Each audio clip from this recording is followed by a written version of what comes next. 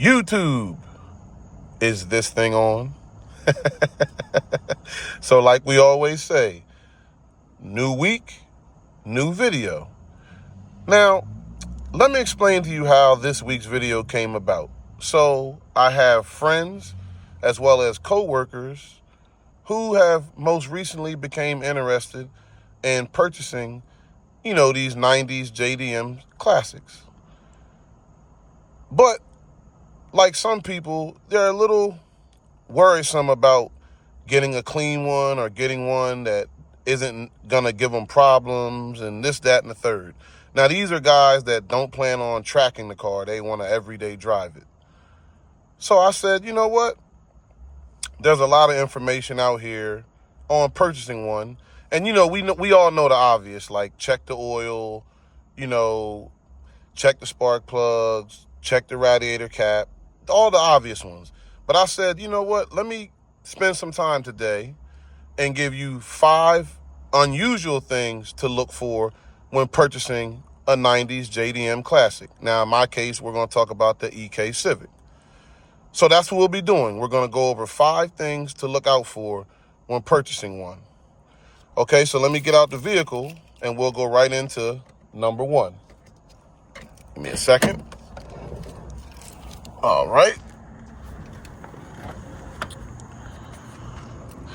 Now, number 1, when purchasing one of these JDM classics, one thing you want to look out for is suspension components. Now, the reason why I say that is because I'm going to speak on 2 specific components today. The first one would be what's called the rear trailing arm bushing. Now, I don't know if I'll be able to get it on camera, but if I can't, like I always do, I'll put a picture somewhere up here showing you exactly what I'm talking about. But it basically sits behind the wheel in the rear, and yeah, I'm definitely not going to be able to see it. So yeah, we'll definitely put the picture up showing exactly what I'm talking about. But you want to look for that rear trailing arm and make sure it's not the trailing arm bushing, and make sure that it's not all ate out and corroded and stuff like that. Because problem being, if it is, it can cause problems, as far as the car driving in a straight line, as well as stability problems on the road, which obviously could lead you into getting into an accident. So if you notice that bushing is all ate out or corroded, because it's very easy to happen because it's just rubber, you want to go ahead and replace that. Now, it's not a hard job to do if you have somebody that has the correct tools to, push it in and press it in and, get the other one out and replace it. But it's definitely something you want to do immediately so that you don't cause yourself getting into an accident. Now, the second suspension component we're going to talk about is actually in the front of the vehicle. And it's the tie rod or the axles. Now, these are definitely a major thing to look for. Reason being, and I will input a picture in here, same thing, somewhere around here, showing you what can happen when these go bad. Now, you'll be able to tell if it's about to go bad because mainly you'll get like a clunking noise out of the front end. The steering wheel will definitely be a little wobbly or something like that. So it'll give it away that it's definitely something going on your front end. And you 100% want to get that fixed ASAP. Because I'm telling you, if that thing breaks, when that wheel either turns all the way into the fender or out from the fender, it's a bad look. Like I said, I'm going to give you a picture so you'll know exactly what I'm talking about. But I'm telling you, replace that before that happens. Because once that happens, you're going to be replacing easily the tie rod, and quite honestly, more than likely, you'll be replacing the fender as well, because it usually turns in or out from the fender and it just tears the fender up completely.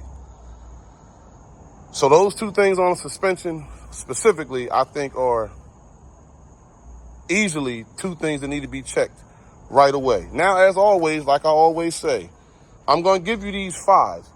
If you know of something that I don't mention, drop it down in the comments.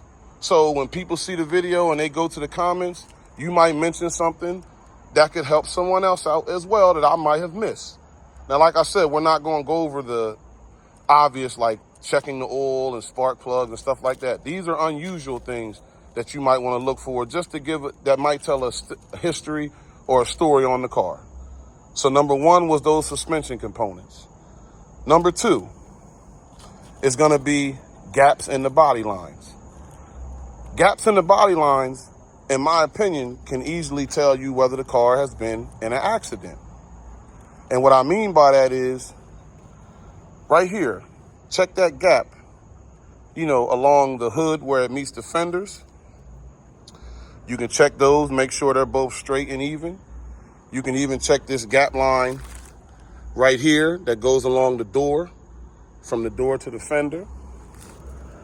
You can check the gap line that actually goes back here as well, where the bumper meets the quarter panel. Just make sure that all those lines are straight and even, and there's no big space or gap in between them. Because that'll tell you a lot. Because that means that easily the car could have been in an accident and they weren't able to get those body parts on there straight. And it'll tell you easily if there's been a problem. And you can, obviously, you can check the Carfax and stuff like that, but we're talking about things you can just look for with your eye. Okay? Number 3 is a big one. These EKs, Integras, EGs, and stuff like that, they're notorious for water leaks. If you know, you know. Chasing a water leak can be just as mind-blowing and just overall give you a headache, almost like chasing an electrical problem. Now, the area I'm going to concentrate on specifically is actually right in here where the hood meets. Now, this usually tends to show like a little rust sometimes, and there's actually, it's like a rubber seal, like an open grommet that sits down here, like right behind the fender and the door. And what happens is, over time, that rubber seal can wear out, and when it rains or something like this, especially again, if this seal right here is gone and it's went bad, or that seal down in there has went bad, when it rains and that water runs along that channel, it'll actually go right down and into the floorboard. So what you could actually do is get you like a 20 ounce of water and just, pour it down in there, and then just come to the car and just feel on the carpet on the passenger side as well as the driver's side and see if you feel any dampness or any moisture. If you do, that'll tell you right there you might be chasing a water leak. And you might want to stay away from that car because, like I said, water leaks can be a major, major headache. Moving on to number 4. And this is a big one as well. I've talked about it in previous videos. It's rust. Rust on these cars is a major, major problem. But lucky for you, there's certain areas on the car that tend to show the rust the most. Now, if you get some rust on the fender, that's generally not too bad because you can just pay like $75 or maybe up to $125 and just get a new fender and get it painted. So that's not too bad. But on the other hand, if you see any signs of rust, specifically right here and along the wheel well, that could be a problem. Reason being, if you don't want to have to cut it out and hope that you get it all out, the next thing you're going to do is be welding in a quarter panel. And that can be major, major work, especially if you want it done right.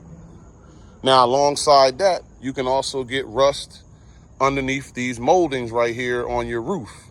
Once again, if you're not going to be I hate to say a cheapskate, but just a quick little fix it and patch stuff up, and you want to do stuff right, it can get expensive when you're dealing with rust repair.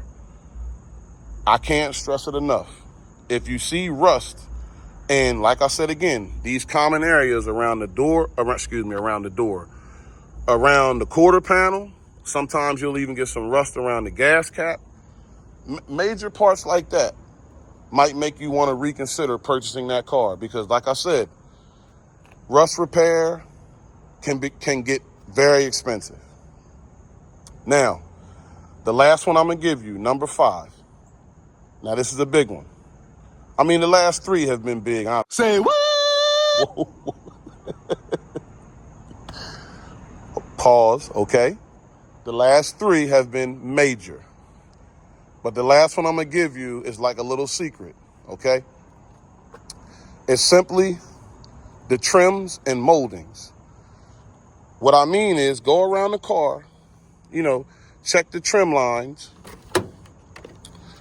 check your moldings on the inside, spend some time, flip this up, raise it up, check all down in here, run it all along down the channel, and check in here,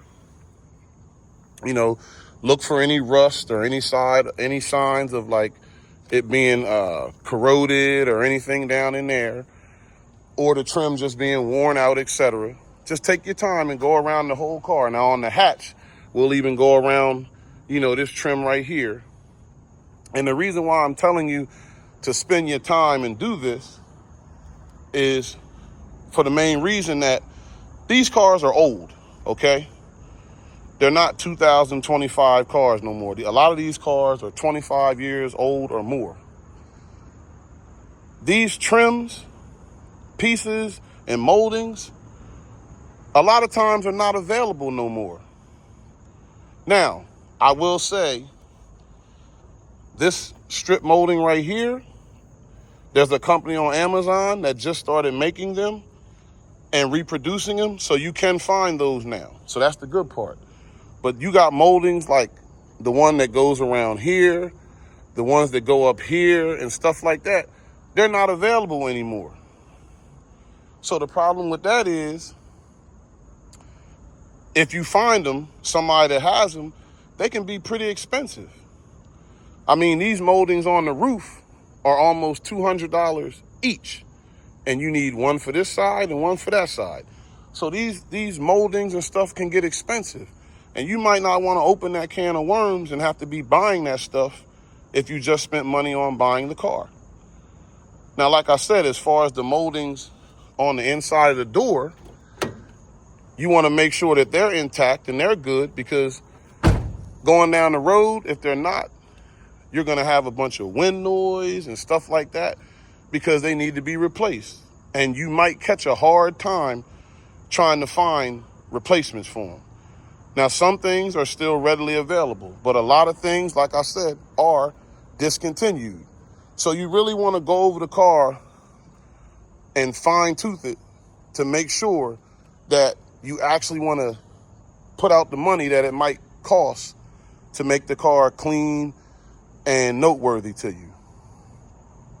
Take your time, pick yourself out a good one so that you don't have to just break the bank trying to make it look, presentable, because there are clean ones out here.